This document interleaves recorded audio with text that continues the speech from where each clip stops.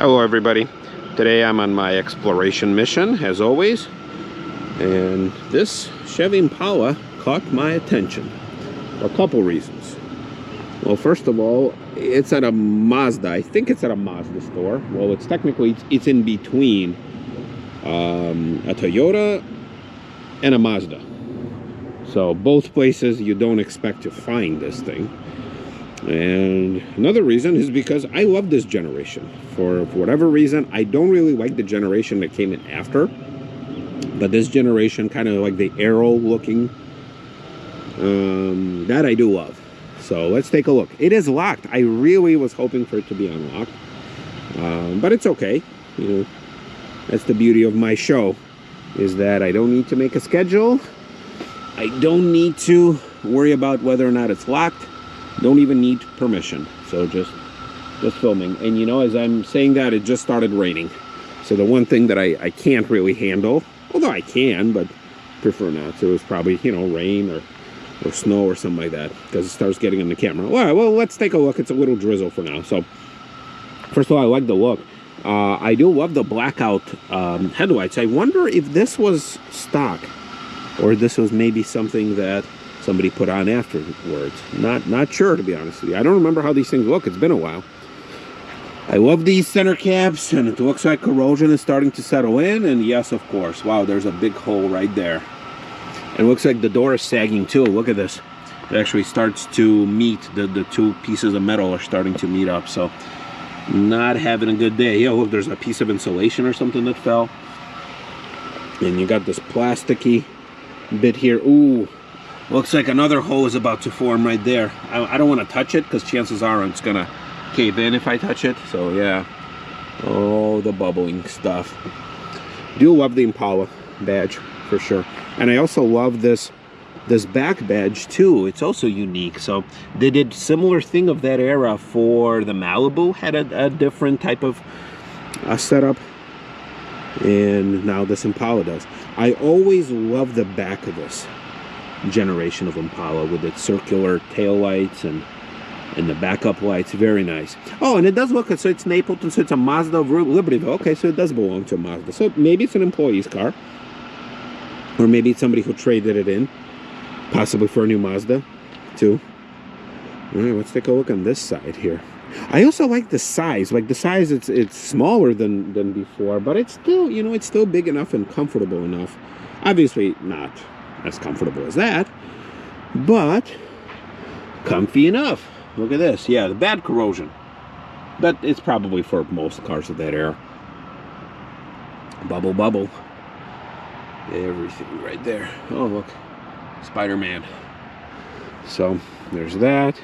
Cloth interior. So first of all, I don't know what trim this is. It doesn't say, so I'm assuming, because it just says Impala right there. It does not have any, you know, it's not an LT or a LS or whatever, the SS of that era. So it's a 5-passenger. You do have the shifter in the middle, cloth seats, considering all the black, you know, plastic bits. I'm guessing it's the base model. All right, looks like the bow ties corroding there. Interesting, that stuff. Okay, yeah, and the steering wheel I liked. You know, yes, the interior is super duper plastic, and you guys can't see it, so internet to the rescue. But I know those seats. I drove these cars. I've been inside them. They're very nice. They're plush, you know, even for a base model. Plenty of room in the back too. I'm actually surprised. Looks like this person's got a bunch of towels, and it is locked. I would have loved to peek in, even if it is somebody's car. Just a quick little take. But all right, no sunroof, no nothing. So, all right. Yeah, interesting to find these things. All right, let's see what else I find. All right, so of course, when I keep driving and looking for stuff, I always find it. So there's that Impala. So I turned a corner, and there's a whole treasure trove of stuff here. So I love this setup for these dealerships. They have wide open places. They usually line up their old stuff here, like they're expecting me. Oh, sometimes they're unlocked.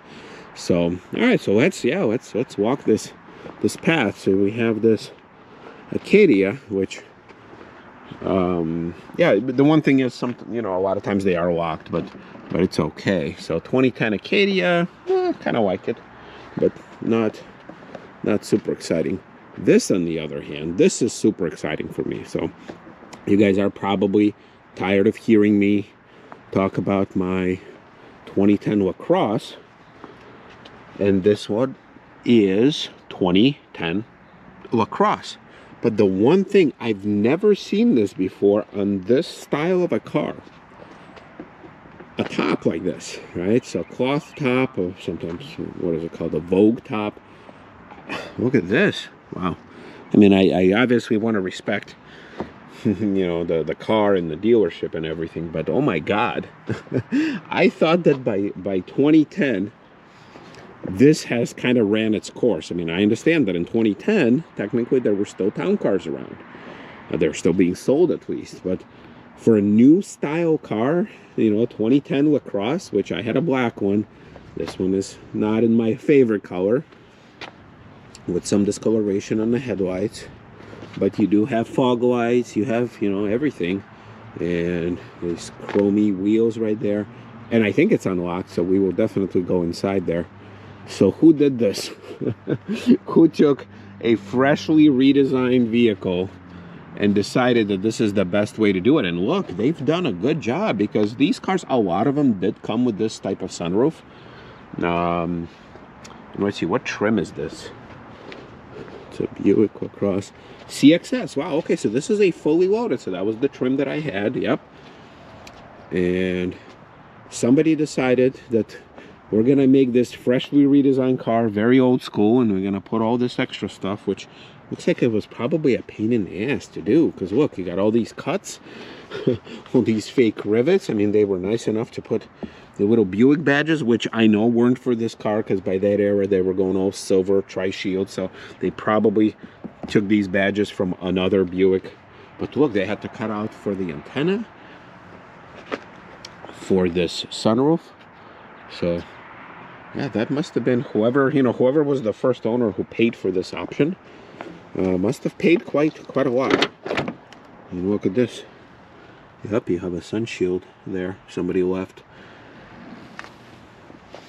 Yeah, these things always had good trunks. Like, I enjoyed the trunk. It's not, you know, super duper huge, but I never was hurting for space. Yeah, so that's the type of tri-shield it had.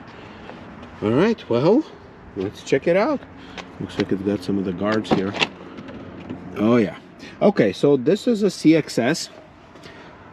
Nah, it smells pretty bad. All right, well, I can't pass it off, so pass it up. So, yep, you know what? I had the same type of dechroming situation by the time I was ready to trade it in. So I know that. So anyway, so this is a CXS, but it's not like the fully loaded one, because look, it's missing a heads-up display, and I always hated to see these things with like an open hole like this. That was weird. Yep, the fake leather, I remember that. All right, so this is a nice preview of what my seats would have looked like probably by now had I kept my 2010. Yep, the wear and tear. It's not super cracked, but it is, you know, it's showing its age for sure. All right, hey, memory seat still works. You have a lumbar. I like this lumbar. It was actually pretty nice.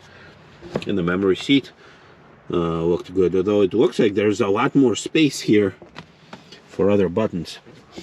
All right, I don't know what I'm smelling right now, but heated and cooled seats, nice. Heated steering wheel, yep. Always love this type of shifter. Yep, dechroming. I started having this once again by the time I was ready to trade mine in. Oh, gum. Okay, we don't want that. Oh, looks like they left some pills in there, some wipes.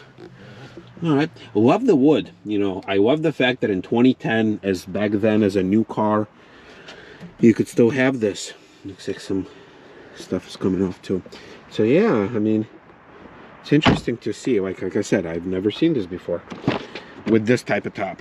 All right, let's look. What do we have back here? Back seats. Looks like they've barely ever been used. Leather. I mean, it's definitely more harsh than on a town car, but it is nice. And you know, it allowed the pass through right there. Oops. Looks like I have to put the seat belt back here. Yep, the indicator. So yeah, the back seats are nice. And I filmed Buick Lacrosse before, of that era. But this is specifically 2010. I know I already said that 20 times. With this type of roof. Very classy looking, although honestly I would not want to get that type of top for my town car. And I would not want to get this type of roof for this thing. These roofs, they require a lot of upkeep, a lot of cleaning, a lot of garaging, and I don't have any of that. So you can kind of see the dirt. I mean, the dirt can come off, that's not a problem, and it is in good shape. But once it starts fraying and coming apart and all that and all this, that's when you start getting into trouble. Okay, well, everybody, very surprising find. We'll see you next time.